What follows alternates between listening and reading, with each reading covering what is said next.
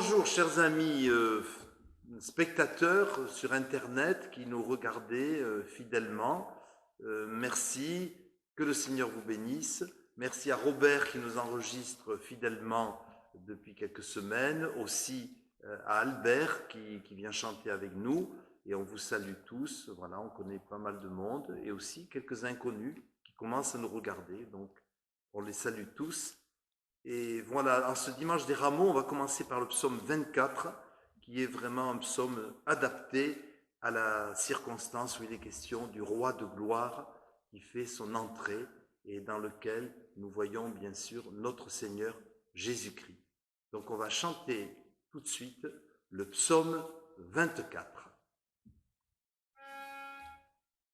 La terre au Seigneur appartient, dans l'univers son bras soutient, tout ce qui foisonne et respire, sur les abîmes du néant, il a posé les fondements et donné vie à son empire. Élevez-vous jusques aux cieux, porte de la cité de Dieu, laissez entrer le roi de gloire. Quel est ce roi si glorieux? C'est le Messie, le Fils de Dieu. Il tient dans ses mains la victoire. Réjouis-toi, cité de Dieu, ce roi juste et victorieux vient sur le petit d'une ânesse. Il rompt les âmes des guerriers et sera l'artisan de paix. Va l'acclamer dans l'allégresse. Mets ton manteau sur le chemin et prends des palmes dans tes mains pour fêter l'envoyé du Père. Il est le roi qui vient donner l'amour, la justice et la paix à tous les peuples de la terre. La voici donc la semaine sainte, une semaine pas comme les autres, celle où toi, Jésus, courageusement, tu montes vers Jérusalem, vers ton ultime destinée. Tu remets toutes choses entre les mains de Dieu, ton Père, et tu avances sans regarder en arrière. Seigneur, en cette semaine, fais-moi la grâce de rester tout près de toi. Que sur le chemin que tu traces devant moi, j'avance sans hésiter, avec un cœur sans partage, le regard tourné vers toi. Dans les étapes difficiles, apprends-moi à dire « Père, je ne te comprends pas, mais je te fais confiance. » Je vous invite à la prière. Seigneur, c'est aujourd'hui le jour des Rameaux, premier jour de la semaine sainte, qui est vraiment une semaine très spéciale, puisque c'est le cœur de notre foi chrétienne, le jour où nous rappelons l'institution de la Sainte Seine, le sacrement de la vie, où nous nous rappelons ta mort expiatoire sur la croix, par amour pour nous et pour toute l'humanité,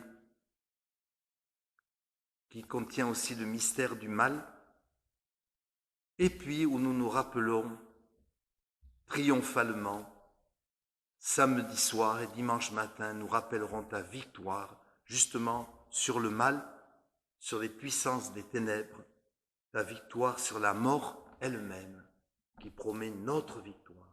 Loué sois-tu, Seigneur. Parle-nous maintenant par ta parole. Veuille aussi consoler tous ceux qui passent par le deuil. Nous connaissons même des familles qui ont été touchées par cette maladie et nous te prions vraiment de leur apporter toute la grâce et toute la consolation dont elles ont besoin. Donne-nous aussi la force de résister en cette période de confinement, de pouvoir aussi puiser en nous, par ta grâce, les forces dont nous avons besoin, les forces spirituelles. Bénis aussi nos églises, Seigneur, toutes nos églises. Bénis, Seigneur, nos autorités de ce pays, en France. Donne-leur, Seigneur, sagesse et protection. Et puis, bénis notre monde. Et à travers cette épreuve, Seigneur, que beaucoup se tournent vers toi. Amen. Alors, nous allons lire dans l'Évangile selon saint Matthieu, chapitre 21, versets 1 à 11, et c'est donc bien sûr le récit des rameaux dans l'Évangile de Matthieu, l'entrée de Jésus à Jérusalem. Matthieu 21, 1 à 11. Lorsqu'ils approchèrent de Jérusalem et qu'ils furent arrivés à Bethphagée vers la montagne des Oliviers, Jésus envoya 2 disciples en leur disant « Allez au village qui est devant vous. Vous trouverez aussitôt une ânesse attachée et un ânon avec elle. Détachez-les et amenez-les-moi. Et si quelqu'un vous dit quelque chose, vous répondrez « Le Seigneur en a besoin » et à l'instant, il laissera aller. Or, ceci arriva afin que s'accomplisse ce qui avait été annoncé par le prophète. Dites à la fille de Sion, voici ton roi vient à toi, plein de douceur, et monté sur un âne, sur un ânon, le petit d'une ânesse. Les disciples allèrent et firent ce que Jésus leur avait ordonné. Ils amenèrent l'ânesse et l'ânon, mirent sur eux leurs vêtements, et ils le firent asseoir dessus.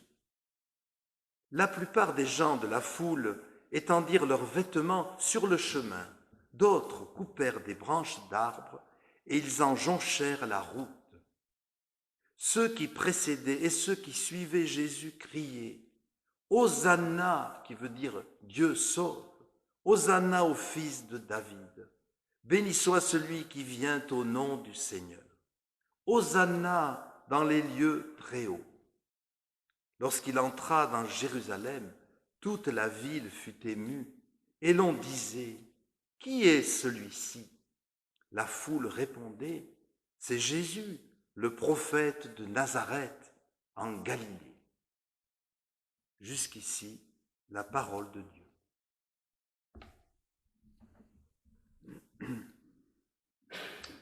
Les rameaux, une fête populaire où les foules se déplacent pour acclamer Jésus. Cette année 2020 pourtant, les foules chrétiennes ne seront pas au rendez-vous.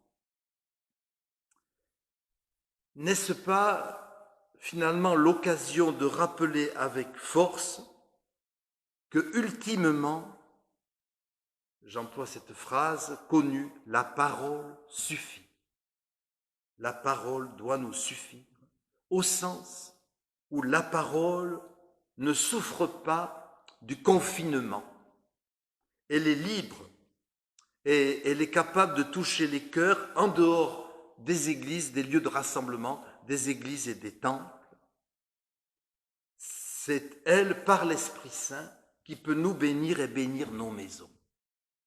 Donc, la parole suffit en quelque sorte. Alors, vous voyez, cette semaine, sur France Inter, un invité faisait cette citation de Malraux, « La foule immense où l'homme est un ami ». Et ce monsieur de faire remarquer que la pandémie du Covid-19 avait pour effet pervers de transformer la foule amie en foule ennemie. Effectivement, alors que d'habitude on aime, bon, en tout cas pour ma part en petite dose, le contact avec la foule, on est heureux quand il y a du monde, quand on est tous ensemble, c'est merveilleux, mais en ce moment c'est tout le contraire. La foule nous fait peur. Pourquoi? Parce qu'elle multiplie le risque de propagation du virus. Et à juste titre, on nous a dit de faire attention à la foule. Et chose terrible, même sans parler de foule, voilà que le contact avec un proche et un ami devient source de peur. Celui à qui l'on serrait la main chaleureusement ou que l'on embrassait devient objet de méfiance et on a tendance plutôt à le repousser. Non, parce qu'on a peur. C'est terrible d'assumer psychologiquement cette inversion des rapports humains. Heureusement que cette situation ne devrait pas se prolonger trop longtemps. En tout cas, nous l'espérons tous vivement. Alors, je pose une question. Est-ce que la foule qui entoure Jésus est amie ou ennemie? Bon, il n'y avait pas de virus à cette époque, en tout cas pas à ce moment-là. Eh bien, moi, je gage qu'elle est plutôt amie, cette foule. Voilà plein de gens qui se rassemblent spontanément autour de Jésus. Et d'ailleurs, c'est surprenant, parce qu'à l'époque, il n'y avait pas le portable. Il n'y avait pas non plus les réseaux sociaux, où ça va très vite, où les choses vont tellement vite. Alors, comment se fait-il que tous ces gens, cette foule, aient été mise au courant que Jésus, ce jour-là, faisait son entrée à Jérusalem? Alors, c'est vrai que Jésus jouissait d'une grande renommée populaire, pour laquelle on peut penser d'ailleurs que les miracles qu'il accomplissait n'étaient pas étrangers à cette renommée populaire. Alors, ça veut dire qu'il y avait des gens qui sans doute le suivaient en permanence en espérant glaner au passage quelques guérisons. Mais je pense aussi que ce n'était pas forcément toujours intéressé. Je pense que si les gens le suivaient, c'est parce que majoritairement, ils l'aimaient, tout simplement. Ils aimaient Jésus.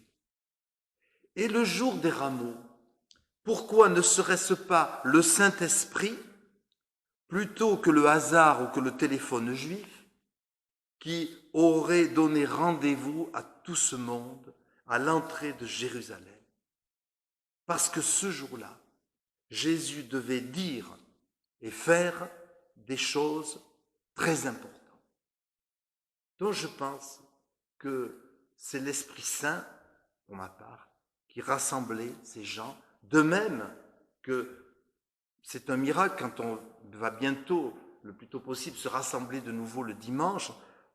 Je me dis, c'est l'Esprit Saint qui rassemble les chrétiens. Bon, c'est l'habitude parfois, etc. Mais il y a aussi une bonne part de l'esprit, bien sûr. Alors Jésus fait une entrée remarquée à Jérusalem. Vous savez, cette ville, cette capitale que son ancêtre David avait choisie donc pour être capitale du royaume d'Israël. Alors bien sûr, la monture qu'il choisit est humble.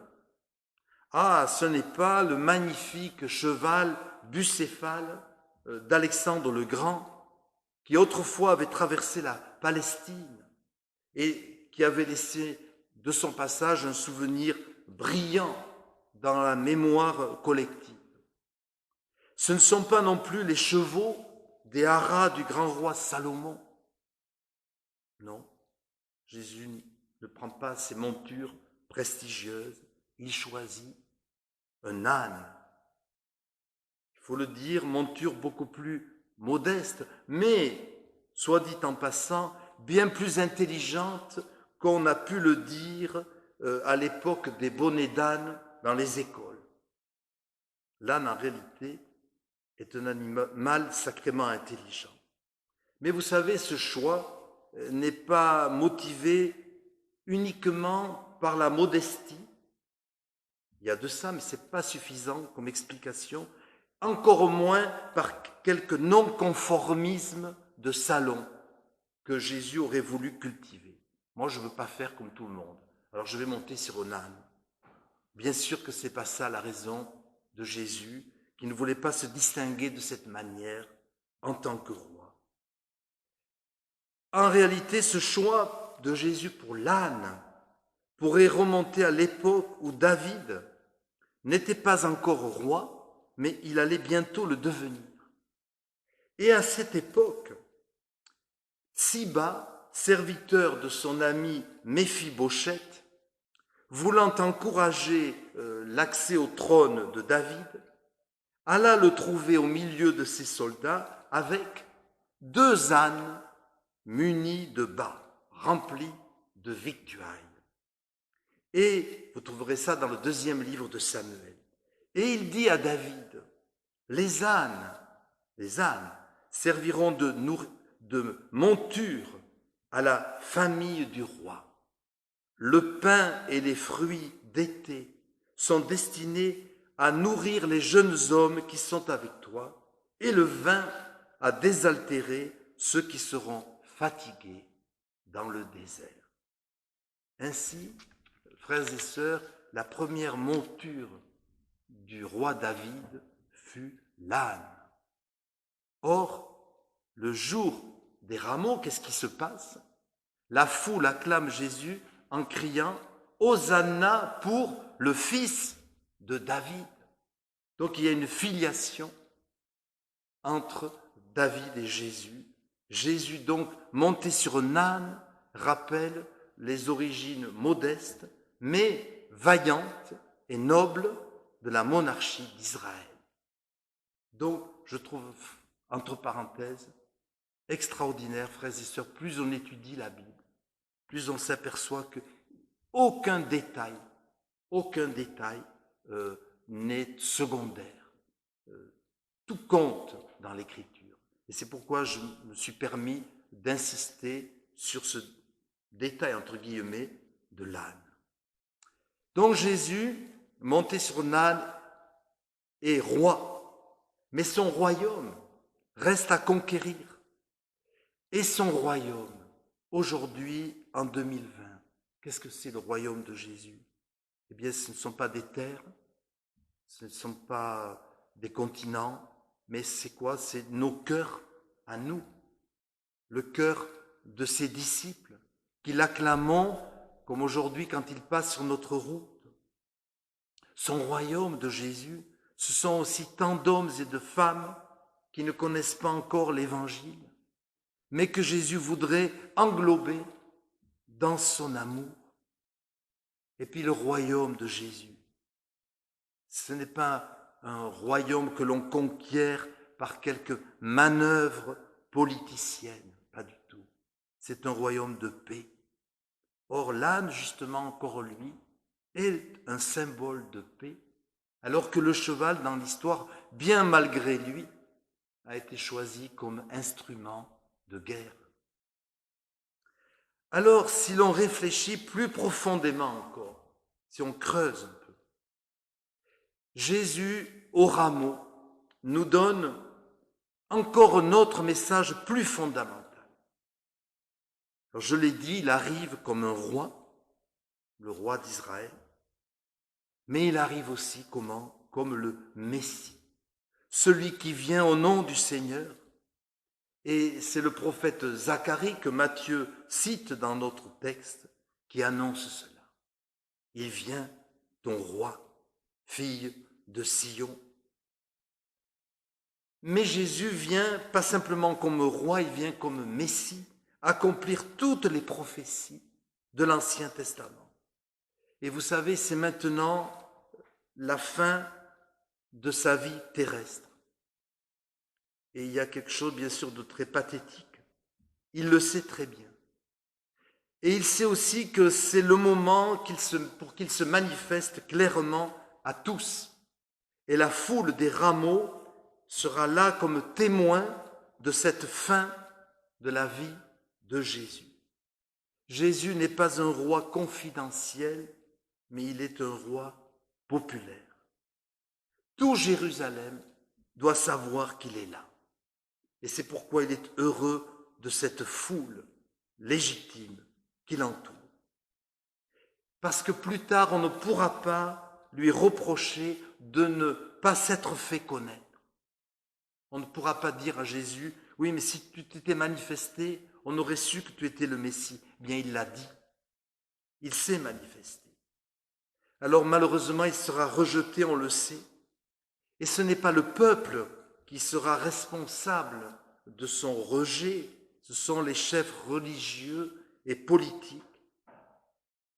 Et quelques jours après l'événement des rameaux, Jésus va se lamenter, et c'est très grave, Jésus va se lamenter sur cette ville de Jérusalem, sa capitale, qui n'a pas, dit-il, voulu de son ministère de rassembleur. J'ai voulu vous rassembler comme la poule rassemble ses poussins, côté maternel, entre parenthèses, de Dieu, et vous ne l'avez pas voulu. Mes frères et sœurs, il faut voir encore plus loin, si vous permettez, avant de terminer.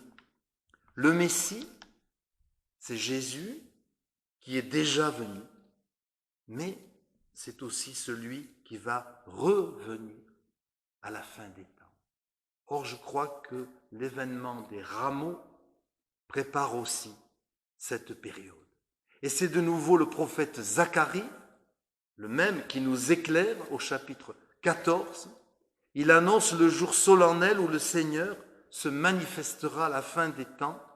Et il dit ceci, « Ses pieds se poseront ce jour-là sur le mont des Oliviers, qui est vis-à-vis de Jérusalem, du côté est.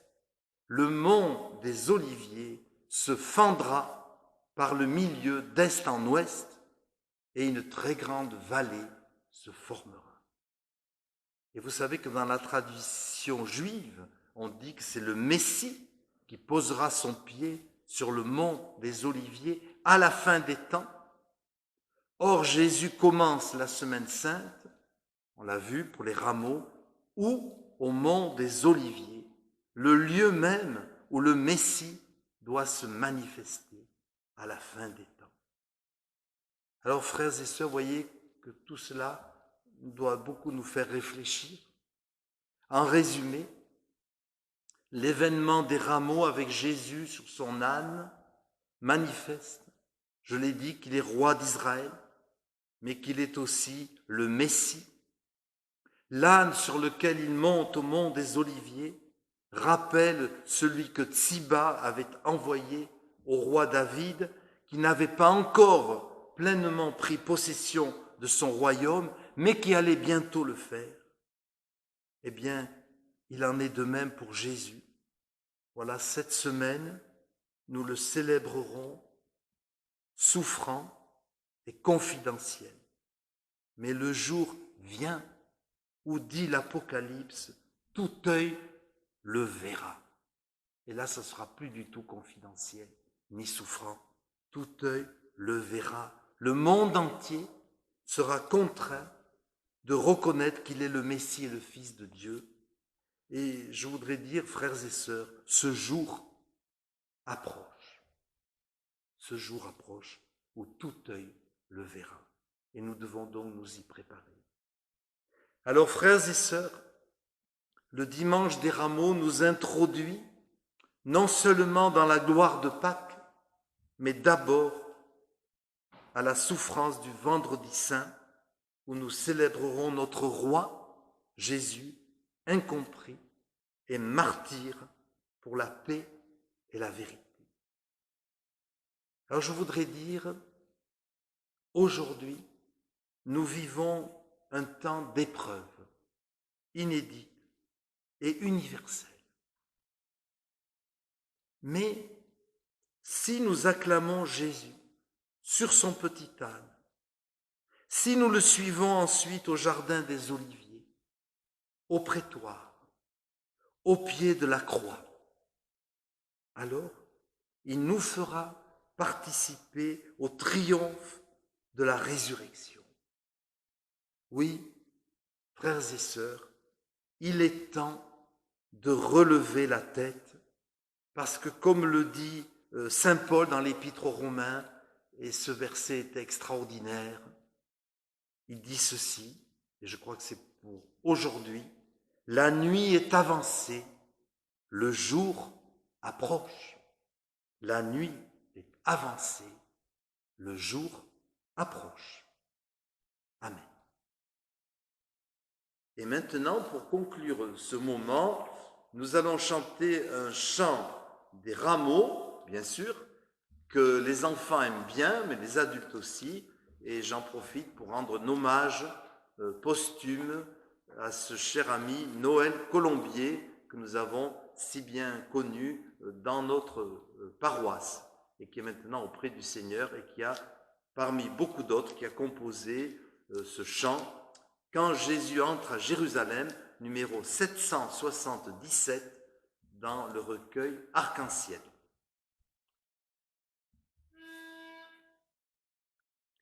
Quand Jésus entre à Jérusalem, monté sur un petit âne, le monde vient pour l'acclamer et chanter sur son passage.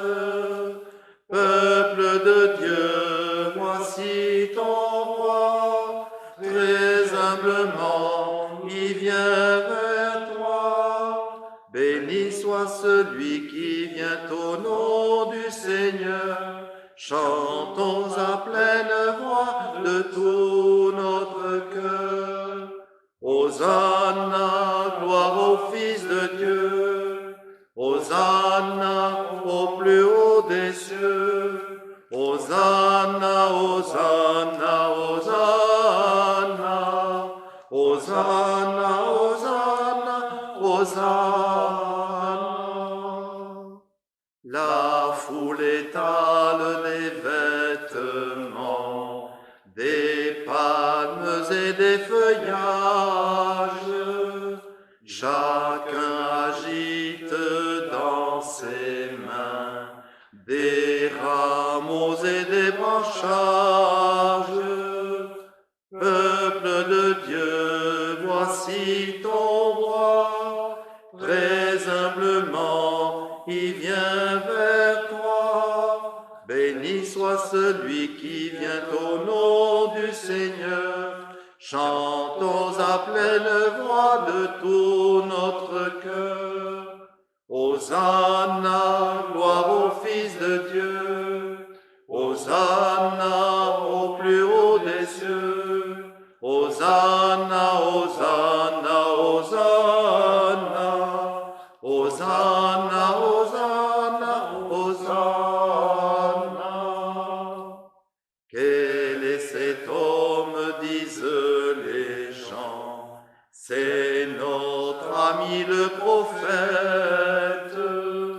Dans quelques jours ils vont crier, sur la croix il faut qu'il meure. Peuple de Dieu, voici ton roi, très humblement il vient vers toi. Béni soit celui qui vient au nom du Seigneur. Chantons à pleine voix de tout notre cœur. Hosanna, gloire au Fils de Dieu. Hosanna au plus haut